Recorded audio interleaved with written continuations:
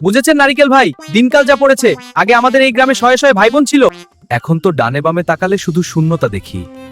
ঠিক বলে ছোট ভাই, এই যে চৈত্র মাসে কাঠফাটা রোদ আর অসময়ে বন্যা, এগুলো তো আমাদের সহ হচ্ছে না। আগে নারিকেল গাছ ছিল গ্রামের আভিজাত্য, আর এখন আমরা যেন বিলুপ্ত প্রায় ডাইনোসর। সেই তো, আবহাওয়াটা এমন বিগড়ে গেল যে গাছে ফুল আসার আগেই ঝরে যাচ্ছে। হ্যাঁ, এটা খুবই চিন্তার বিষয়। আমাদের কত যত্ন করত, আর এখন আমরা স্রেফ বিলাসবহুল পণ্য। বিলাসবহুল বলছো কেন? বাজারে আমার দাম শুনেছেন?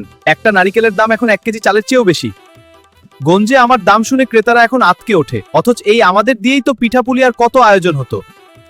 আপনার চেয়ে আমার অবস্থা আরো করুন নারিকেল ভাই।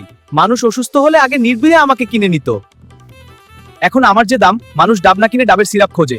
অথচ প্রকৃতির এই বিশুদ্ধ পানি যে আর কোথাও মিলবে না, সেটা কেউ বোঝে না। আসলে দোষটা মানুষেরই। তারা গাছ কাটলো, পরিবেশ গরম করলো, এখন ফলন কমে যাওয়ায় হাহাকার করছে। আমরা তো প্রকৃতির দান, কিন্তু প্রকৃতি রুষ্ট হলে আমরা বাঁচবো কি করে? ভয় লাগে ভাই, আগামী কয়েক বছর পর কি আমাদের পরবর্তী প্রজন্মকে এই গ্রামে দেখা যাবে, নাকি আমাদের শুধু ছবিতেই দেখা যাবে?